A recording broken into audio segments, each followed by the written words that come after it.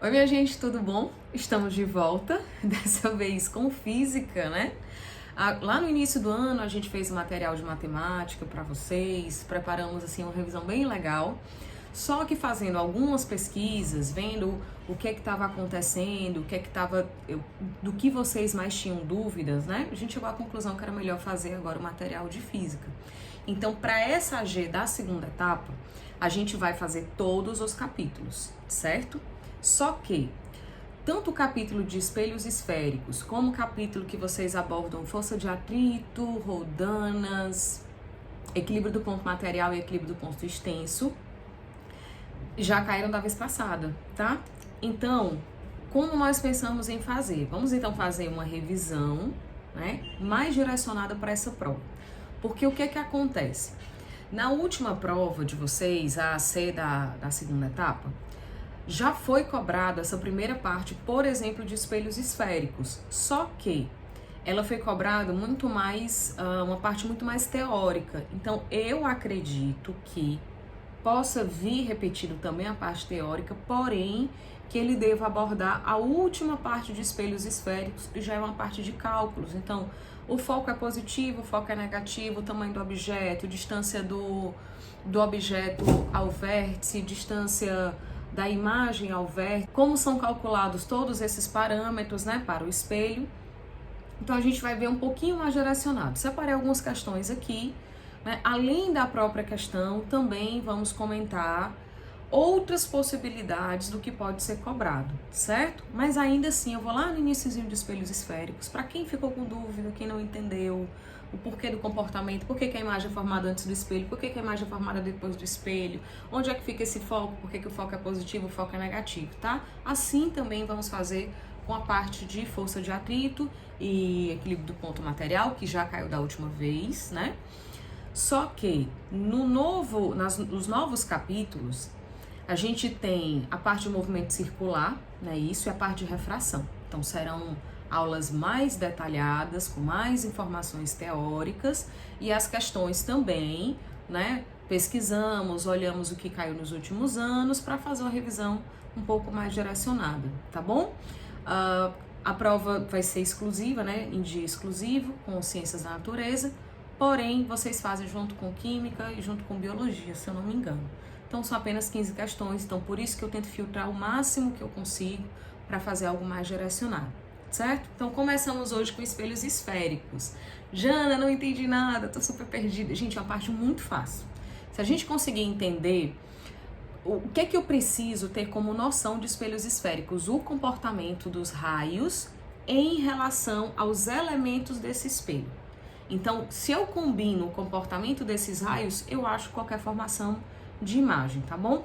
Só para dar aqui uma noção para vocês, eu vou fazer só uma breve explicação, certo? O que é que seria um espelho esférico? Imagine que a gente tem uma circunferência espelhada. E dessa circunferência espelhada, vamos supor que eu corte aqui uma calota, tá? Se essa minha parte interna for a parte que vai ser a refletora, né? For a superfície refletora, melhor assim dizendo, se for a superfície refletora, esse espelho é um espelho côncavo. Se a parte externa for a minha superfície refletora, ele é um espelho convexo. Jana, existe diferença de comportamento entre eles? Sim, o espelho côncavo ele é bem mais trabalhado. Por quê? Porque ele pode formar 5 imagens diferentes. No espelho convexo, independente, inclusive foi uma questão que caiu na última prova de vocês, né? Aquela do astronauta, se eu não me engano foi a do astronauta, que caiu na última prova de vocês, que ele abordava exatamente o comportamento de um espelho convexo. Porque no espelho convexo, independente da distância que eu tiver do espelho, só vou ter uma imagem conjugada, ou seja, uma imagem formada por aquele espelho, tá bom? Então vamos começar pelos elementos desse espelho, porque os elementos desse espelho, eles têm uma relação muito específica para os raios que passam por eles, certo? Então, quais são os elementos que eu preciso saber? Primeiro, o centro de curvatura, acho que está muito clarinho para vocês, mas essa parte aqui é o centro de curvatura, que também ele pode ser chamado de raio, tá? Então, existem abordagens, por exemplo, em títulos de questões que podem vir diferentes. o foco do espelho e o vértice do espelho, que é exatamente esse ponto em que o espelho toca esse eixo que nós chamamos de eixo principal. No finalzinho desse resumo, existe até ele coloca o nome de eixo das abscissas. Joana, por que ele vai fazer a referência com eixo das abscissas? Porque no plano cartesiano a gente tem aqui, deixa eu só jogar aqui, ó. Pronto, um plano cartesiano para vocês. Eu tenho aqui o eixo das ordenadas e tenho esse daqui o eixo de x, que é o eixo das abscissas. Então a gente considera esse eixo principal o eixo das abscissas, certo? Se for citado esse nome, vocês já sabem o que é. Pronto, já entendi os elementos. Eu tenho o centro de curvatura. O que seria o centro de curvatura? Lembra que no iniciozinho da aula eu desenhei toda uma circunferência, né? Então, se eu fizesse aqui a continuidade, não vai ficar uma circunferência, mas vocês vão fingir que tá, certo? Não vai ficar. Desci aqui, vamos fingir que a gente tá uma circunferência bem fechadinha. Eu tenho o centro dessa circunferência, é exatamente o centro de curvatura, tá bom? Existe alguma relação, Jana, entre foco e centro? Sim. A distância focal, que é o tamanho do foco, ela é exatamente o tamanho do centro de curvatura, ou seja, o tamanho do raio, dividido por 2. Essa relação a gente também vai chegar lá embaixo, eu vou falar um pouquinho mais para vocês, certo? Então, especificando agora cada elemento e como os raios se comportam ao tocarem ou ao passarem por esses elementos. O primeiro deles é o vértice, tá? Então, entende, ó, cada uma dessas figuras, ela tem aqui um espelho côncavo e ela tem aqui um espelho convexo, certo? Então, no espelho côncavo, Jana, o que é que significa esse símbolozinho aqui? Ele é o lado oposto da parte refletora. Então, a parte refletora desse espelho, ela é aqui, ó, ela é interna. A parte refletora desse espelho, ela é essa mais abaulada, né? Mais gordinha, mais para fora. Então, nessa parte interna, se a parte refletora é a parte interna do espelho, ele é um espelho côncavo. Então, no espelho côncavo, centro de curvatura e foco, eles são centros e focos reais. Eu vou especificar ainda lá embaixo, mas só para vocês terem uma noção. Já no espelho convexo, a gente diz que o foco dele é um foco virtual, porque ele está do outro lado da face refletora, tá? Então, o que acontece aqui? Jana, o que é o vértice? O vértice é exatamente esse ponto onde o espelho toca o eixo principal e o que acontece em relação a esse vértice. Eu vou fazer aqui, ó, o trajeto do raio. Então, se um raio de luz, ele vem e toca no vértice, ele é refletido exatamente pelo mesmo vértice. Como? Lembrando que para a reflexão, e a gente vai ter que lembrar também de reflexão quando a gente for estudar refração, tá? Na reflexão, ele entra, ou seja, ele toca esse vértice fazendo um ângulo aqui de incidência. E ele é refletido fazendo um ângulo de reflexão. O ângulo de incidência e o ângulo de reflexão, eles são iguais. A mesma coisa no convexo, já na mesma coisa no convexo. Então, resumindo, como é que a gente diz isso? Se um raio solar, ele toca no vértice, ou seja, ele chega no espelho tocando no vértice, ele sai fazendo a mesma angulação que ele fez chegando, né? Então, o ângulo de incidência é o mesmo ângulo de reflexão. Toca no vértice, sai pelo vértice, obedecendo às regras de reflexão. Segundo ponto, o centro de curvatura, que também pode ser origem não, também pode ser chamado de raio, tá? Então, é o centro da superfície esférica que deu origem ao espelho, como eu desenhei lá em cima. A gente tinha uma circunferência ali refletora, tiramos uma calota, então o centro que era dessa circunferência refletora, ele é exatamente o centro da superfície esférica que deu origem ao espelho, tá? O centro de curvatura, ele também é o raio dessa circunferência. E como os raios se comportam, raios de luz, né, agora, não o raio da circunferência. Como o raio de luz se comporta, Jana? Ele se comporta da maneira que todo raio de luz que incide sobre o centro de curvatura, ele é refletido de volta pelo mesmo caminho. Ou seja, vou colocar aqui de outra cor. Se eu tenho um raio de luz que ele vem, ó, aqui no espelho côncavo, e ele entra passando, ou seja, ele vai tocar no espelho passando pelo centro de curvatura, ele será refletido voltando pelo mesmo caminho, certo? Tanto no espelho côncavo, que é esse primeiro caso, como no espelho convexo, que é o segundo caso. Jana, por que no espelho convexo está esse pontilhado? Vamos lá. Essa parte aqui de fora, onde eu estou pontilhando, essa é a superfície refletora. Então, quando o raio vem, o espelho ele não é transparente, tá? Já não existem vidros espelhados, é outra situação. O espelho em si, ele não é para ser transparente, então o raio não vai atravessar. Só que ele se direciona como se ele estivesse chegando no centro. Só que o centro está do outro lado do espelho. Então ele vem, ele chega aqui no espelho em direção ao centro. E aí a gente faz essa marcação só para vocês entendam que ele se encaminhava em direção ao centro de curvatura do espelho convexo, tá? Vai ser refletido pelo mesmo caminho. Em relação ao foco, o foco ele tem dois comportamentos, tá? Que são comportamentos análogos. Então, assim, vamos entender. O foco ele está na metade do raio. E como é que eu faço, Jana? Qual é o comportamento? Deixa eu só puxar aqui para poder ficar um pouquinho melhor para vocês. Espera. Pronto, assim fica bom.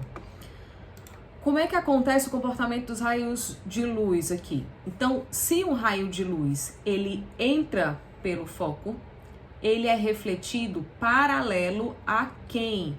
Ao eixo principal, que é esse eixozinho aqui horizontal, tá? Também pode ser chamado de eixo das abscissas. Então a gente costuma fazer um resumo dizendo assim, ó, se um raio ele entra pelo foco, ele sai paralelo. E se ele entrar paralelo, ele vai sair pelo foco. O exemplo, inclusive, é esse daqui, ó. Se ele entrar paralelo, ele vai sair pelo foco. Mas, Jana, para ele sair pelo foco, ele teria que atravessar. Mas ele não pode atravessar porque ele está na superfície refletora. Vão existir casos que esse raio vai atravessar? Quando a gente for estudar lente, sim. A lente é transparente, então o raio de luz atravessa, tá bom? Então aqui ele entra paralelo e ele vai sair pelo foco. Como é que eu sei que ele está saindo pelo foco? Pego o prolongamento do raio refletido e percebo que seria na direção do foco, certo? Então, relembrando, se o raio de luz ele chega tocando no vértice do espelho, ele é refletido pelo próprio vértice. Se ele passa tocando o centro de curvatura, ele é refletido pelo mesmo caminho do centro de curvatura. Se ele entra pelo paralelo, ele sai pelo foco. Se ele entra pelo foco, ele sai paralelo. Então vamos lá para a formação das imagens agora nesses espelhos, tá? A gente começa então com os espelhos côncavos. Jana, quantas imagens conjugadas são feitas nos espelhos côncavos? 5 tipos de imagens diferentes. Do que é que isso daqui vai depender? Depende de onde o objeto se encontra. Se o objeto está muito distante, se ele está antes do centro de curvatura, se ele for colocado em cima do centro de curvatura, se ele for aproximado do centro de curvatura, se ele estiver em cima do foco e se ele estiver entre o foco e o vértice. São as 5 posições, tá? A gente vai estudar uma por uma aqui de maneira detalhada. Então, primeira posição. O objeto está à esquerda do centro de curvatura. Em alguns dos livros, ao invés de usar a palavra à esquerda, eles usam além, tá? Eles colocam além do centro de curvatura. Pode também ser utilizado esse nome. Então, o que é que eu vou fazer aqui, Jana? Vamos lá. Aqui está o meu objeto, ó. Ele tá aqui, tá? Esse ó, ele simboliza o tamanho do objeto, do mesmo jeito que esse izinho que tá bem aqui, ele simboliza o tamanho da imagem. Como que os raios se comportam? Lembra dos 4 tipos que a gente acabou de falar? Se o raio ele entra pelo vértice, ele sai pelo vértice. Se ele entra pelo centro de curvatura, ele volta, né, refletido pelo mesmo caminho. Se ele entra paralelo, sai pelo foco. Se ele entra pelo foco, sai paralelo. Basta que a gente combine 2 a 2. E os raios refletidos, né, por essas combinações, o encontro dos raios refletidos, é lá que vai se encontrar a imagem. Então, vou marcar aqui por cima, certo? Mas que já esteja desenhado, eu vou mostrar para vocês. Ó, então, o primeiro raio aqui, ele entra paralelo. E se ele entra paralelo, ele está saindo pelo foco. Vou prolongar para cá, tá? Primeiro comportamento de raio. Segundo comportamento de raio, Jana, vou colocar aqui de outra cor para poder ficar um pouco mais visível. Ele entra pelo foco e se ele entra pelo foco, ele vai sair paralelo. Então, no momento em que ele entra pelo foco e sai paralelo, bem aqui, ó, a gente tem o encontro desses raios refletidos, certo? Então, no encontro dos raios refletidos, do eixo principal, que é esse daqui, ao ponto de encontro, a gente tem a formação da imagem. Então, prestem atenção em como essa imagem se formou. Primeira coisa, essa imagem ela é real. Jana, o que quer dizer uma imagem real? A imagem real, ela vai ser formada do mesmo lado em que o objeto se encontra, certo? Então, nesse caso aqui, o objeto está à esquerda do espelho e a imagem também é formada à esquerda do espelho. Ela é real, ela é invertida e ela é menor que o objeto. Então, são as 3 características dessa imagem. ela é real, formada do mesmo lado em que o objeto se encontra. Ela é invertida, por quê? Porque do eixo principal para o ponto de encontro, ela se direciona para baixo, então ela está invertida, está de cabeça para baixo, né? E ela é menor que o espelho, menor que o espelho não. Ela é menor que o objeto, tá? Visivelmente aqui ela é menor que o objeto. Certo, o que a gente vai fazer agora? Eu vou aproximar esse objeto do espelho. Então antes ele estava antes do centro de curvatura. Agora eu vou colocar esse objeto em cima do centro de curvatura. E aí, Jana, eu vou combinar mais uma vez dois comportamentos dos raios, tá? Então, objeto em cima do centro de curvatura, ó, eu vou colocar o raio entrando paralelo e se o raio entra paralelo, ele sai pelo foco. Vou agora um pouquinho mais rápido, que eu acredito que vocês já entenderam, tá? Agora, o raio, ele entra pelo foco, opa, ali ficou de verde, não tem problema. Ele entra pelo foco e ele vai sair paralelo. Olha onde o prolongamento dos raios se encontraram nesse ponto aqui. Então, do eixo principal para baixo é formado esse objeto. Já então quer dizer, formada a imagem, perdão. Então quer dizer que a imagem vai ficar exatamente embaixo do objeto? Exatamente. Mais uma vez, essa imagem ela vai ter a característica de ser real. Essa imagem real, ela está à esquerda do espelho, do mesmo lado que o objeto se encontrava. Ela continua sendo invertida, só que agora ela vai ter o mesmo tamanho, a gente chama de igual. Então, gente, se precisa anotar, para um pouquinho o vídeo, faz a anotação, tá? Do objeto sobre o centro de curvatura. Então, em cima do centro de curvatura, características da imagem: real, invertida e de mesmo tamanho do objeto. Seguindo, agora eu vou puxar esse objeto entre o centro e o foco. Joguei então agora o objeto entre o centro e o foco. Mais uma vez, Jana, só combinar dois comportamentos, Chego aqui então, entra paralelo. Se o raio entra paralelo, ele sai pelo foco. E agora não vou mais deixar que todas essas minhas setas mudem de cor. Ele entra pelo foco. E se ele entra pelo foco, mais uma vez, ele sai paralelo. Encontro dos raios refletidos, ó, se dá bem aqui o encontro dos raios refletidos. Então a minha imagem, ela vai ser formada aqui de cabeça para baixo. Características dessa imagem, Jana, continua sendo real. Tá vendo que ela está lá do mesmo lado do espelho que se encontrava o objeto. Continua sendo real. Continua sendo invertida. E, além de ser real invertida, só que agora ela muda o comportamento. Ela é maior. Vou só voltar aqui um pouquinho para que vocês entendam, ó. Antes do centro de curvatura, real invertida e menor que o objeto. Em cima do centro de curvatura, real invertida e igual. Entre o centro de curvatura e o foco, real invertida e maior. Ou seja, à medida que eu vou aproximando o objeto do meu espelho côncavo, esse objeto, ou a imagem, perdão, apesar de estar invertida, ela vai aumentando. Então, ela era menor do que o objeto, ela era do mesmo tamanho que o objeto, agora vai ficar maior. Jana, então entendendo, né? Tu tá trazendo o objeto lá de longe para próximo do espelho. Qual é o próximo ponto? Vou jogar agora esse objeto em cima do foco. Jogando esse objeto em cima do foco, vou fazer aqui esse comportamento para vocês. Essa aqui é muito interessante. Em cima do foco, esse objeto está, então eu vou colocar o raio entrando paralelo. Perdão, guardando um pouquinho ruim. E ele sai pelo foco. Qual é a próxima combinação de raios? Tá vendo que aqui eu não teria, a partir desse ponto aqui de cima do objeto, eu não teria como fazer o comportamento do raio ele entrando pelo foco. Então, o que é que eu vou pegar? Vou pegar esse comportamento, o raio entrando no vértice, né? Tocando no vértice e saindo com o mesmo ângulo de incidência, então ele sai pelo vértice. O que que aconteceu aqui?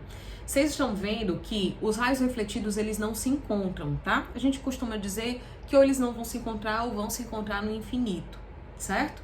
Mas, Jana, e se eu prolongar? O raio refletido, ele faz esse caminho. Se eu prolongar para cá, se eu prolongar para cá, ainda assim, nem o prolongamento dos raios refletidos não vão se encontrar. Então, quando o objeto está em cima do foco, não há formação de imagem, que é o que a gente chama de uma imagem imprópria. Pode ser que nas questões possa ser abordado apenas... Imprópria, escrevi correto. Pode ser que possa ser abordado nas questões apenas o nome imprópria, ou pode ser que ele diga que não há formação de imagem. Então, se não há formação de imagem no espelho côncavo, é porque o objeto se encontra em cima do foco, tá? como é que pode ser usado, Jana? Aí ele pode trabalhar a distância focal, ele te dá essa dica para que você entenda que a mesma distância, né, do objeto ao vértice vai ser a mesma distância focal, porque esse objeto se encontra no foco.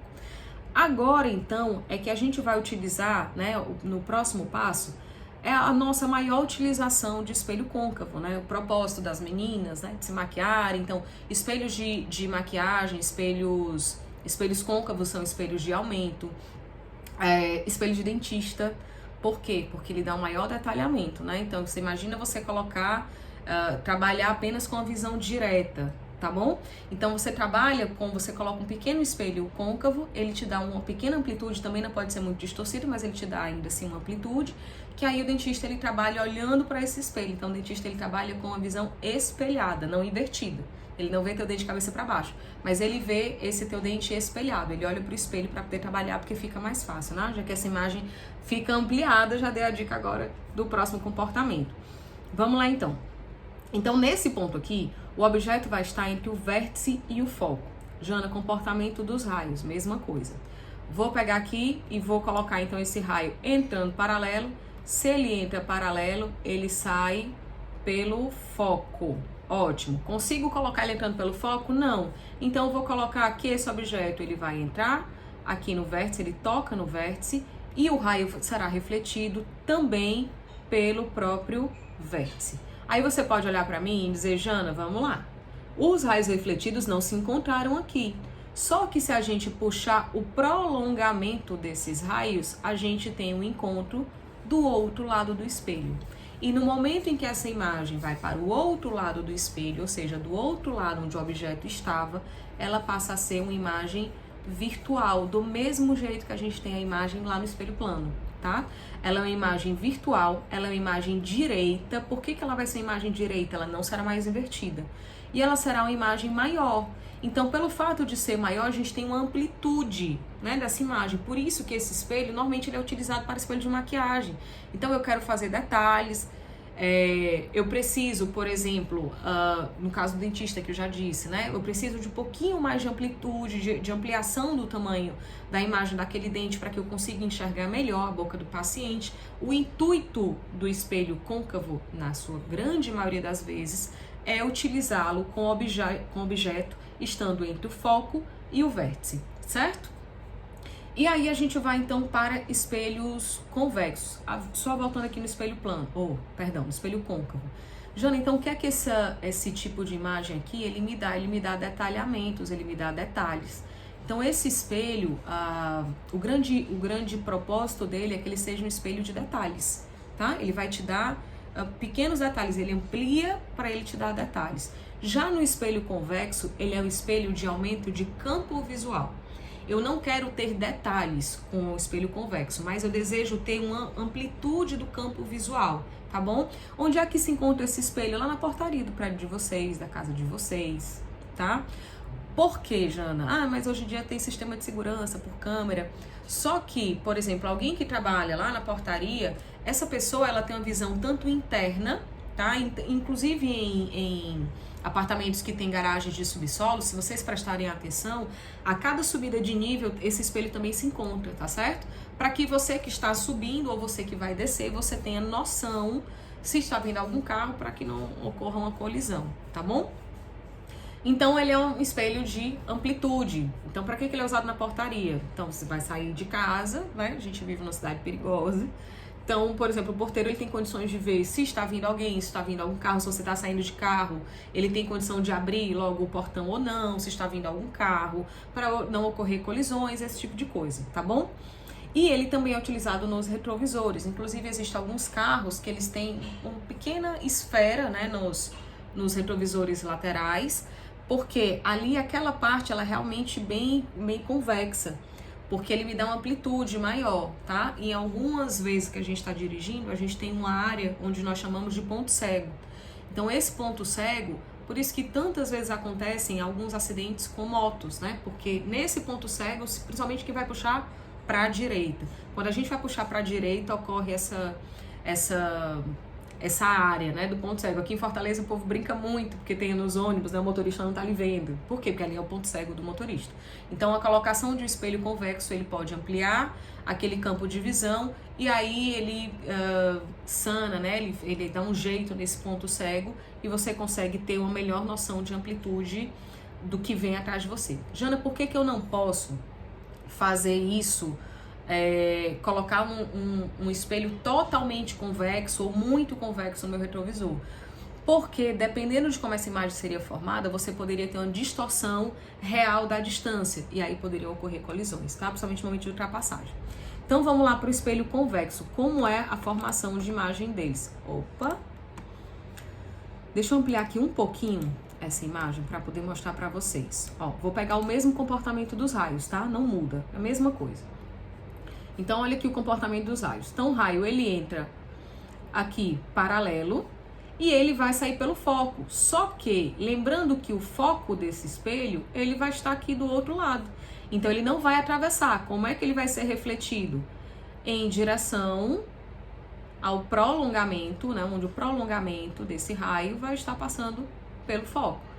E o segundo comportamento, vamos lá, ele entra pelo vértice, o vértice dele ele vai ser refletido também pelo próprio vértice, e aí a gente junta com o prolongamento desse raio, então nós temos o ponto de encontro do prolongamento dos raios refletidos, certo? Tá vendo que o objeto está do lado, a imagem está do outro. O que acontece com essa imagem? Ela é, escrever real, ela é virtual, ela também é direita, tá? Não é mais invertida, só que agora ela é menor.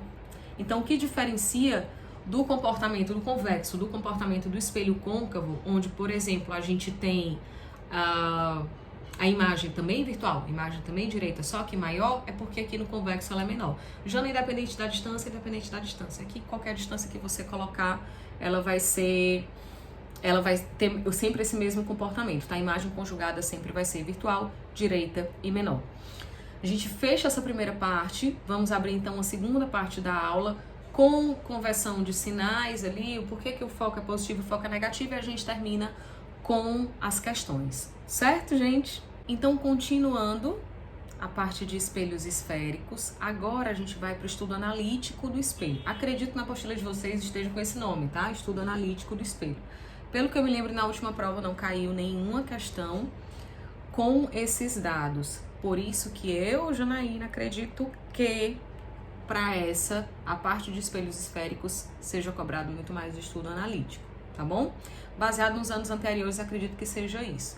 Então vamos lá entender o que é estudo analítico, o que é esse P, o que é esse P'linha, por que um é positivo, por que outro é negativo. Quem não viu a primeira parte da aula, gente, volta lá para que vocês entendam os conceitos e dos conceitos a gente venha para essa parte mais prática de mais cálculos, tá bom? No finalzinho dessa aula a gente faz 4 exercícios para dar uma revisão geral e aí vocês estarem prontíssimos para o que vai vir, tá? Nesse dia 30. Vamos lá. Na conversão de sinais, né, esse referencial de Gauss, considere os dois eixos ortogonais com origem no vértice do espelho. O que é que eu preciso entender? Esse espelho aqui é um espelho côncavo, ou seja, o objeto é localizado na frente do espelho, tá? Assim como centro de curvatura, aqui só o eixo de X, eu tô enxergando mal. Centro de curvatura, aqui agora, centro de curvatura, foco e vértice estão localizados na frente do espelho. Vértice, na verdade, né, no eixo de interseção do espelho com o eixo principal.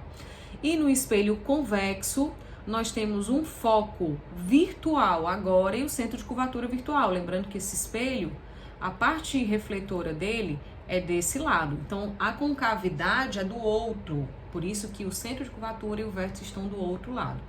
Certo? Então, assim, ó, do referencial gaussiano decorre o seguinte. Isso aqui é bem importante para vocês entenderem todo o resto. Os elementos reais, lembrando que aqui a gente só vai trabalhar com objetos reais. Nós não vamos trabalhar com objetos virtuais, tá?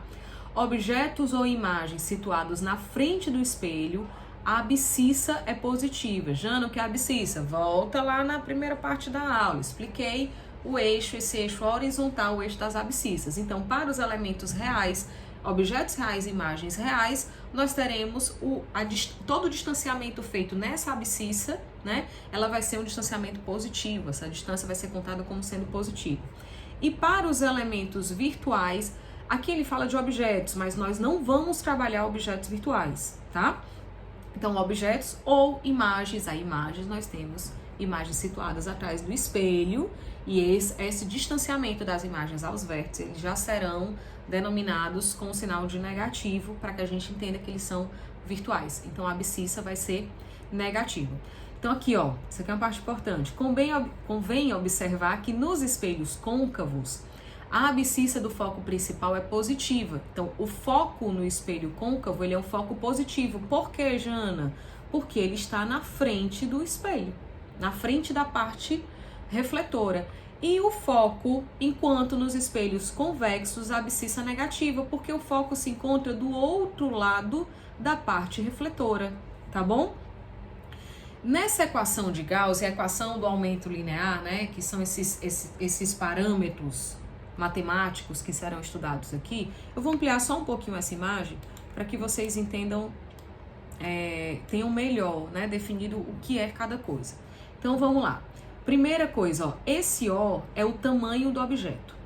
Esse I é o tamanho da imagem. Já vendo aqui que isso daqui é um espelho côncavo, e por ser um espelho côncavo, e essa imagem já está ampliada e do outro lado do espelho, né, atrás da parte refletora, ela é uma imagem virtual, ela é uma imagem maior, ela é uma imagem direita. Ou seja, aqui o objeto, ele está colocado entre o foco, e tá aqui, tá, gente, o objeto. Eu vou desenhar lindamente, vai ficar uma coisa assim maravilhosa.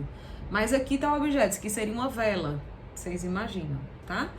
Então, o objeto estaria entre o foco e o vértice, que é o último caso da imagem conjugada do espelho côncavo que a gente estudou na primeira parte da aula, tá bom?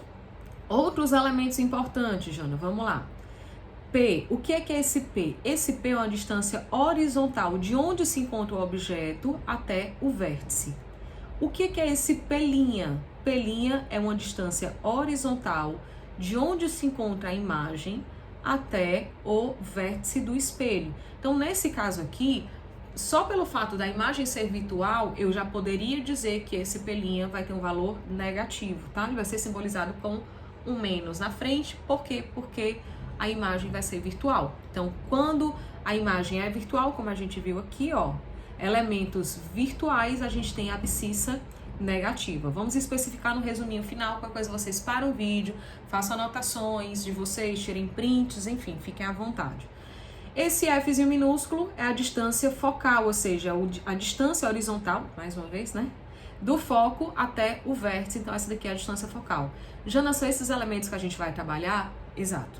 Então, O, tamanho do objeto, I, tamanho da imagem, P, distância horizontal do objeto até o vértice, P', distância horizontal da imagem até o vértice, F, distância focal, tá? Como é que esses elementos, eles se juntam? Então, vamos primeiro entender aqui os sinais, certo? Então, considerando o referencial gaussiano, temos nesse caso o quê? P é a distância do objeto ao vértice. Esse P, como a gente só vai trabalhar com objetos reais, o P sempre será positivo, certo? O P', distância da imagem ao vértice. Se essa imagem for uma imagem real, deixa eu apagar isso daqui para a gente não escrever errado. Se ela for uma imagem real, como ela está na frente do espelho, o valor do meu P' será positivo. Sendo uma imagem virtual do outro lado do espelho, o meu P' vai ser negativo. O, altura do objeto, e altura da imagem, F, distância focal, que é a metade do raio, que seria a mesma coisa do centro de curvatura.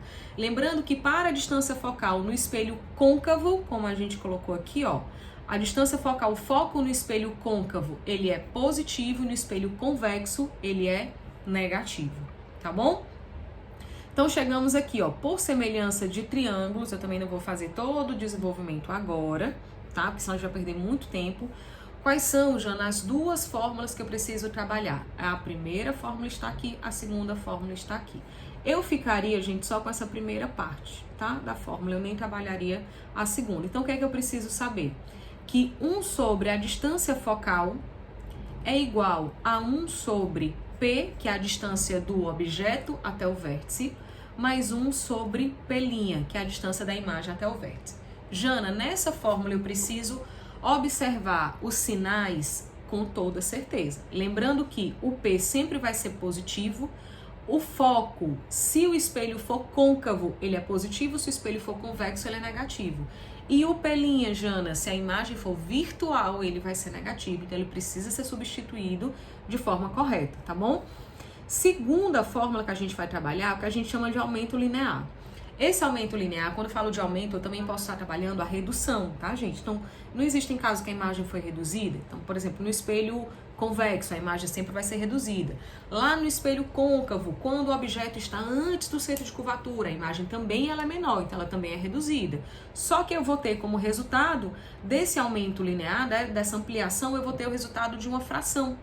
Então, vai ser um número menor do que 1, houve uma redução no tamanho da imagem em relação ao objeto, certo? Como é que esse aumento linear ele vai ser calculado?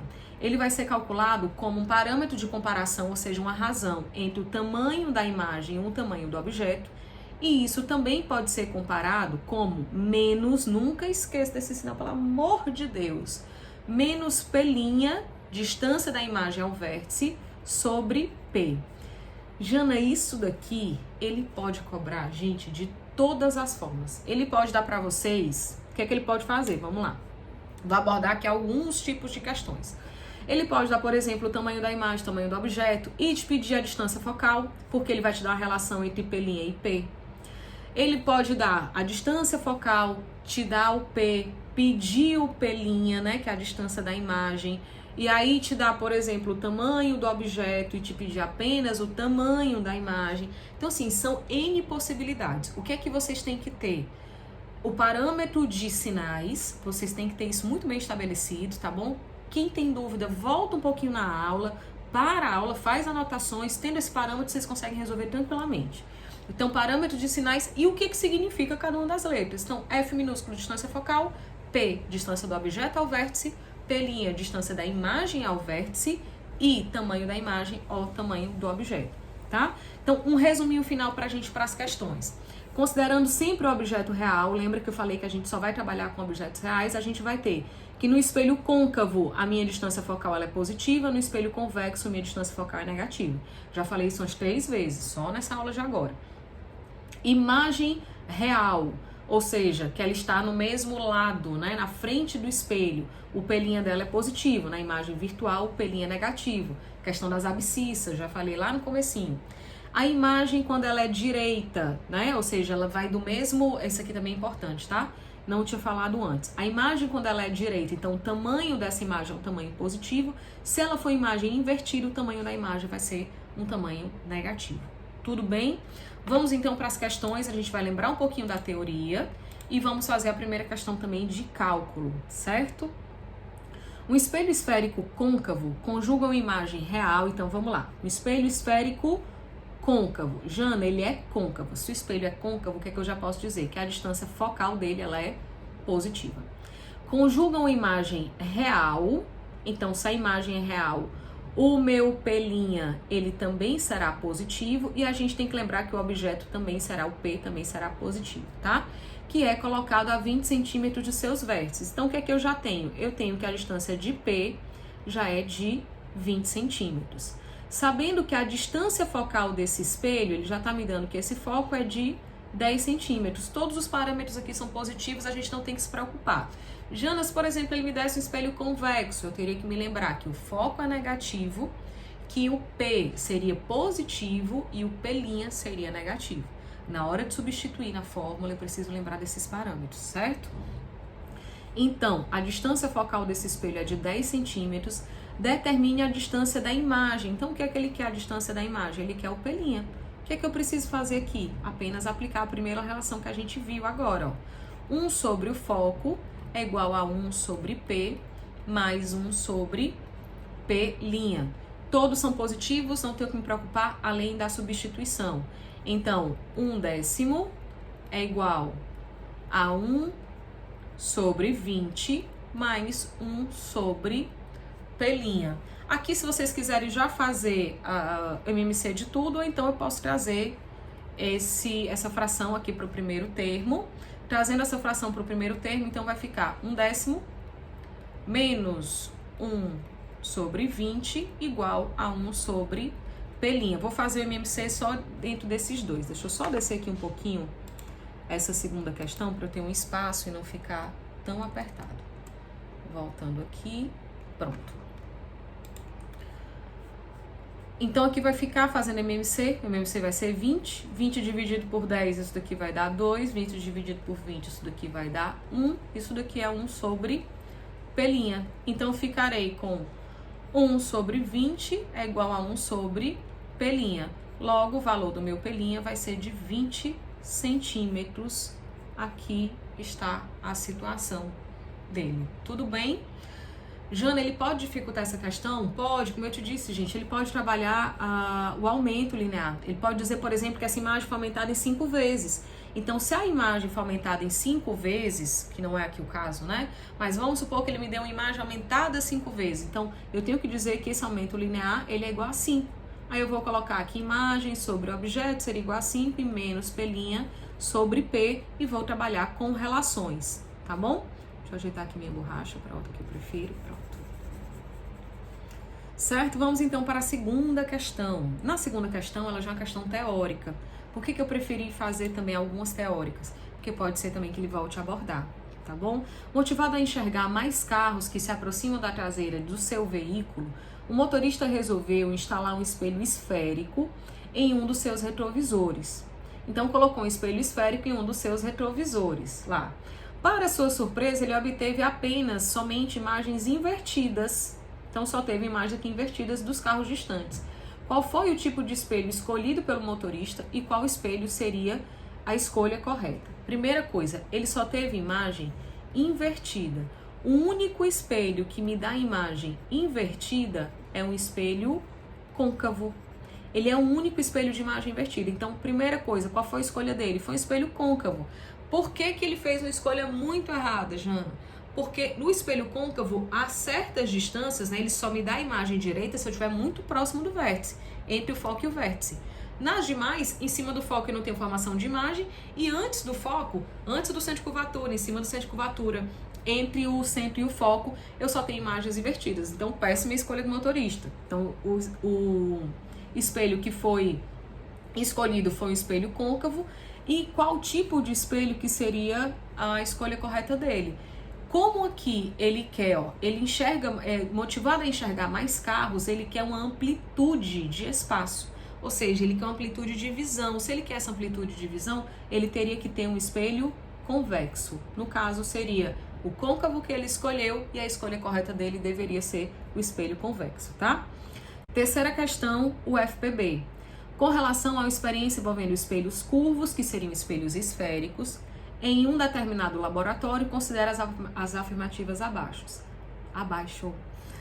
A imagem de um objeto colocado à frente de um espelho convexo é sempre virtual. Lembrando que o espelho convexo é aquele lá da portaria, né? São os retrovisores dos carros, são levemente convexos, para a gente ter o quê? Uma amplitude no campo visual. Essa amplitude de campo visual, ele sempre vai me dar uma imagem direita e sempre vai me dar uma imagem também virtual.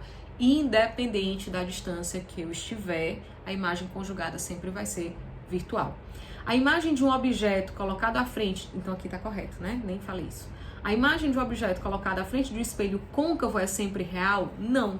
Em um espelho côncavo, lembrando que nós temos 5 tipos de imagem.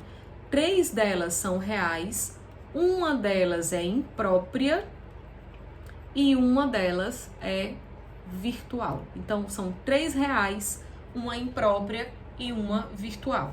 A distância focal é sempre igual ao raio do espelho, de jeito nenhum. A distância focal, ela é o centro de curvatura, ou seja, o raio do espelho dividido por 2. Ela é sempre metade, tá, do raio desse espelho. A imagem de um objeto projetada em um anteparo é sempre real.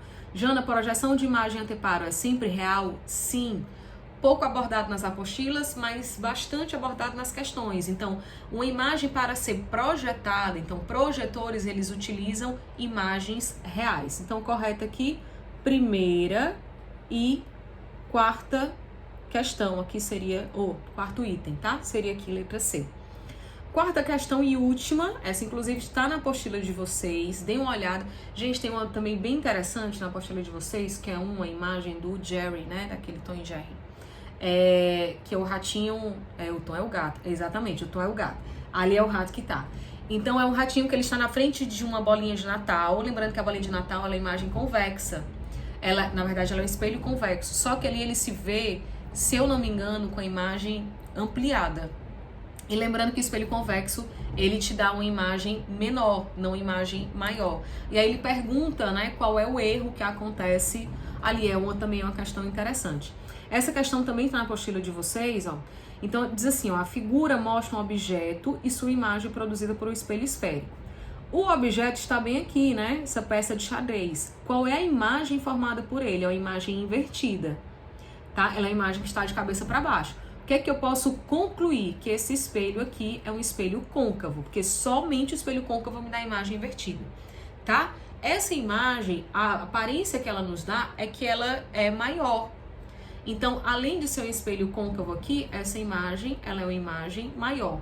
Para ela ser invertida, então vamos lá só para as características da imagem, certo?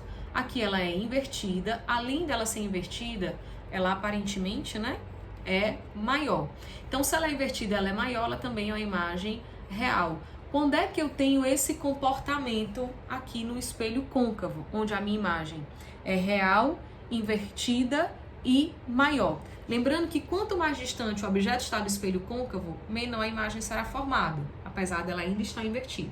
Então, antes do centro de curvatura, a imagem é real, invertida e menor. No centro de curvatura, ela é real, invertida e igual. Entre o centro e o foco, a imagem é real, invertida e maior. Então, vamos ler as opções. Escolha a opção que identifica corretamente o tipo de espelho. Primeira coisa, espelho côncavo. Então, convexo já era, nem vou me importar de ler o resto, né, das opções. O espelho é côncavo e o objeto está posicionado entre o foco e o vértice. Se tivesse posicionado entre o foco e o vértice, a minha imagem ela seria virtual, direita e maior. Então, aqui errado. O espelho é côncavo e o objeto está posicionado a uma distância maior do que o raio. A distância maior do que o raio, gente, seria aquela além do centro de curvatura, ou seja, antes do centro de curvatura, tá? Que também não é o que acontece. O espelho é côncavo e o objeto está posicionado entre o centro e o foco do espelho. Essa daqui seria a opção correta, certo? Fechamos então a parte de espelhos. A gente ainda vem aí com a revisão de força de atrito, equilíbrio do ponto material, também é uma revisão bem legal para vocês, já com questões mais voltadas para resoluções de questões, teoria de movimento circular e toda a teoria de refração, ok? Aguardem as próximas aulas, peguem essa lista, compartilhem com os amigos de vocês, divulguem, o material tá gratuito, tá bom? Aproveitem. Beijo, gente, tchau, tchau, até a próxima.